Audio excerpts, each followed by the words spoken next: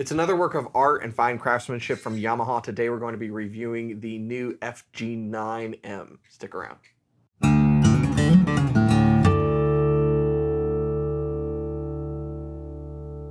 Hey, you're watching Alamo Music TV. My name is Chris McKee. And I'm Cooper Greenberg. We're here with Alamo Music Center in San Antonio, Texas. You can find us online at alamomusic.com.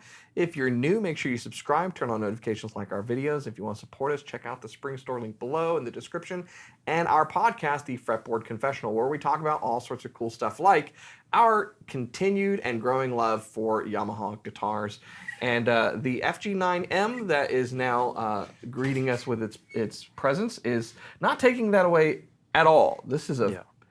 Okay, spoiler alert. You can skip the rest of the video. This is an incredibly finely built, well-crafted, just beautiful guitar where every single detail that my eye hits is perfection. Okay? That's all you really need to know. That's all you need. But we'll talk about the specs just to entertain you. So we already did a video on the FG9R, which we received first. And you talked a little bit about the experience at NAMM. I think we should recover that in case people didn't see that or they're not familiar with what's going on with these guitars. Yeah, so the FG9R and M, Rosewood and Mahogany, were released at NAMM this year. I said in that video for the FG9R that these were probably the guitars that I was most excited for in terms of new releases. Yes, we saw and bought a ton of customs. That's a whole different thing. In terms of new standard line releases, the FG9, I think, is one of the coolest, one of the best sounding, and kind of one of the most surprising. I mean, for Yamaha to say this is our new flagship, Japanese-made, high-end acoustic guitar with such simple but pretty aesthetics and just kind of all about the sound and the construction. Very, very cool. The thing is, at the NAMM show, as you've seen, as I saw, the Yamaha booth is like 3 ballrooms put into one. You can't hear a thing. It's not even on the NAMM floor. Yeah, it's not on the floor. It's on a hotel. And there's a band playing. You can't hear anything. So yeah, the specs looked great. The guitars looked great, you know, on paper and what we could see. But there's no way of hearing it, really. Yeah. And so kind of, you know, we were excited, but then when we got them in the store, then you can really hear what it's all about. And in terms of a dreadnought with the classic pairings of either spruce or mahogany or spruce and rosewood, it's kind of exactly what you want. Adirondack top. I really like the inlays, the rosette and the, you know, purfling on the top is like that rope kind of design, double rope on the rosette. Definitely cowboy-esque aesthetic. Yeah. Japanese cowboy, yeah. Japanese cowboy. It's all wood, which is cool. Yeah. The Yamaha pickguard that you kind of recognize the shape, which it's a beautiful design. You know, looking at it, I said at the beginning, like every time my eye hits a different spot, it's just really ideal. Like the level of care on the beveling of the pickguard to the very fine detail on the thin wood purfling on the side. Yeah. It's like everything is so just beautiful. Yeah. So you got the Addy top, Addy bracing. This is the mahogany version. So you've got mahogany on the back and sides. Really pretty, just striped down the middle of maple. You get the little FG logo right on the heel cap, which is very cool. Mahogany neck, ebony fretboard, ebony bridge. And up on the top, you got Yamaha inlaid in wood, which we like, little framing in the maple framing. Very delicate maple. Yeah. And then these are Goto 510s. Is that like a smoked nickel or something? Yeah, it's smoked nickel and or they call it Galaxy Black or something, and it's in the open gear design. So it's our favorite tuners in a different version. Which I think the open gears fit it, you know, for the aesthetic.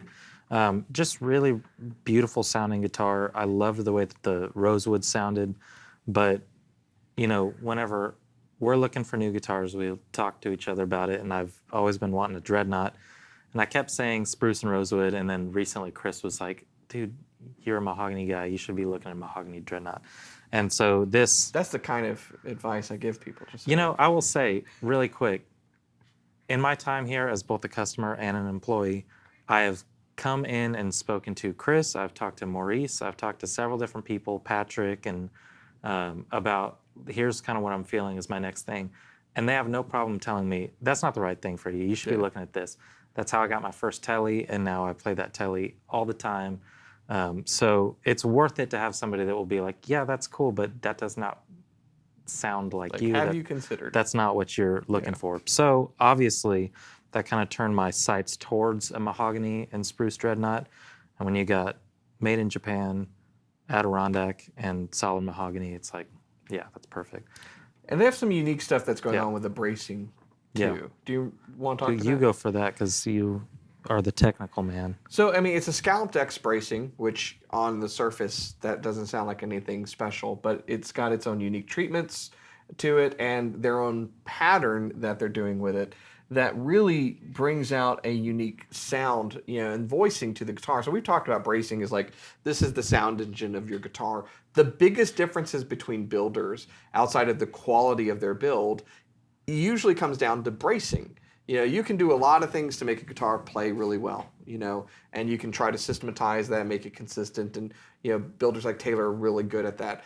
But if you listen to like, what's the difference between a Taylor, what's the difference between a Martin, what's the difference between Gibson or Collings, or all these things, every single builder has their own take on what that bracing pattern is, and whatever they're doing without being very specific in their language from Yamaha. It is really, really good. It works really well. It seems to sit in this place of extreme resonance and modern and vintage sound at the same time.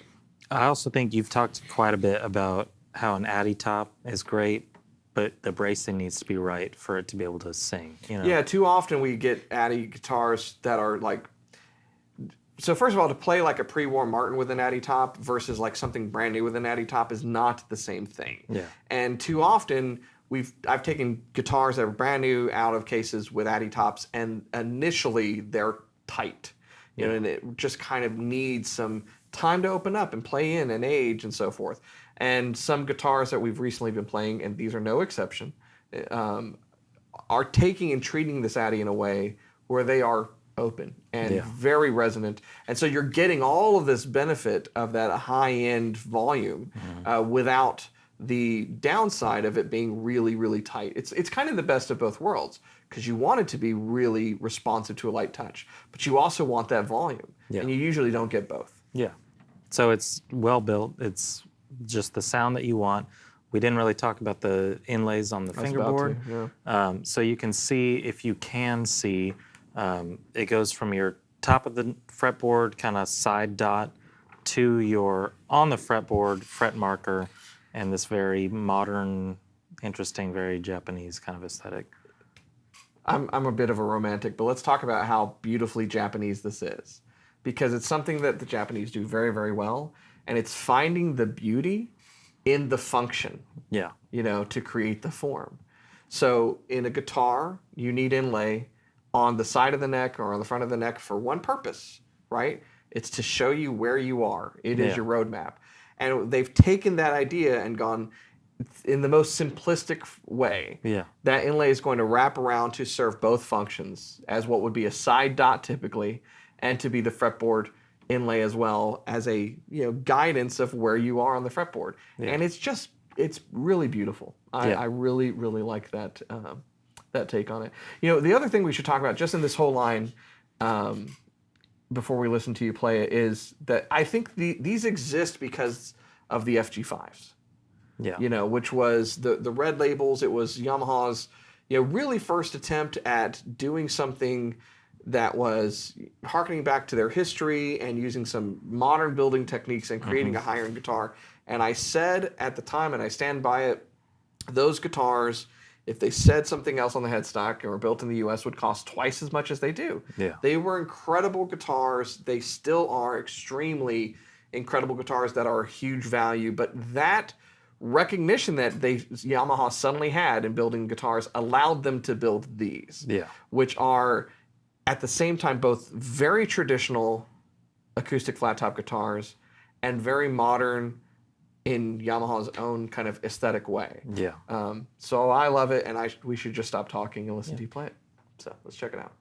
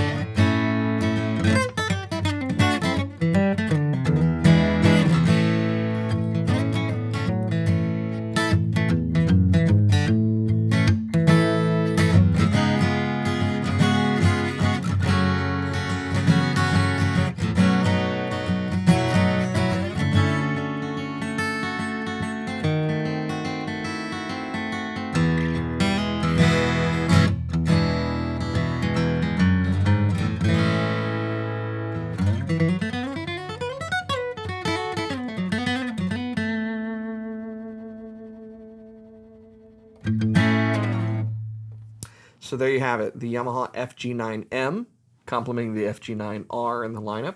So you can get these wonderful aesthetics and great tone and playability with your choice of tone wood in order to color that sound.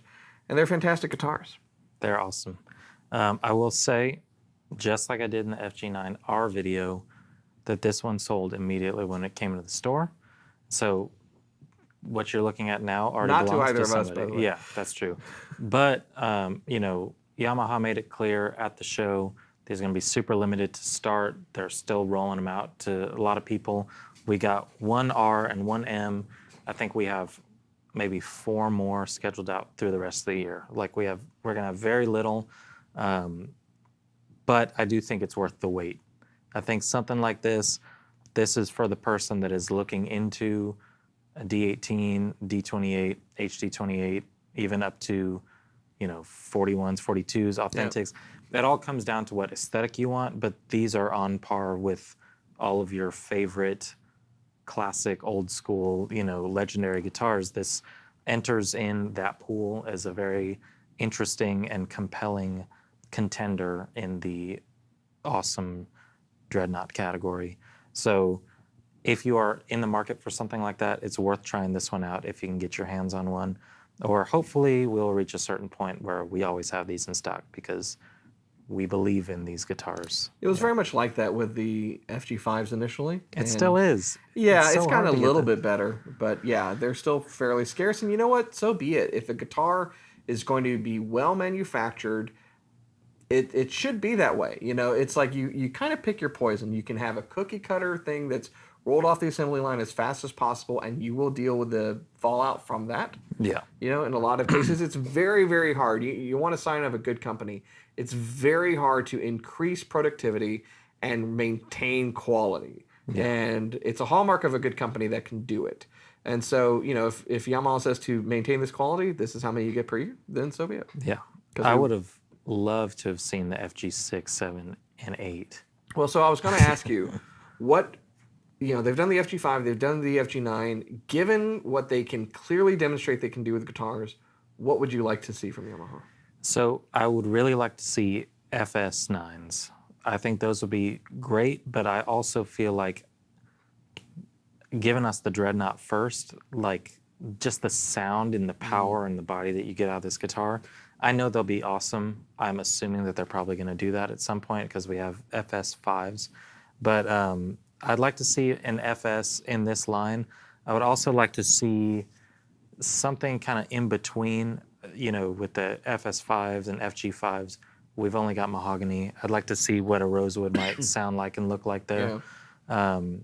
But, I think no matter whatever they're making in the Japanese factory, it's always been great to me. Everything. Well, and they have some great body shapes in their company's history. The LS guitars have long been fantastic guitars. The Compass series stuff was popular in the 90s, mostly as stage guitars, but they were a modern aesthetic body shape that I think if they did this style of building on it could also be very compelling. So I think there's a lot of things that Yamaha could take this attention to detail and very refreshing approach to the aesthetics of guitar and apply it. I think that'd be cool. And a number of us, I'm just going to say it, would love to see this change on the headstock. So I like the Yamaha name. I love that it's inlaid in wood, but I also really love their logo with the 3 tuning forks. And yes, it's the same thing that you'll see on the side of a motorcycle, but it is entrenched in their music origins, and something like that inlaid in wood or abalone or something I think could be really, really beautiful. I'd also love to see them do what a lot of manufacturers in the US do, which is, if you're going to offer a guitar that's like this, offer custom options. I can't imagine how long the wait would be, but that could be cool too. So I think overall I'm excited about what Yamaha's doing with their guitars, and I just want to see more. Yeah.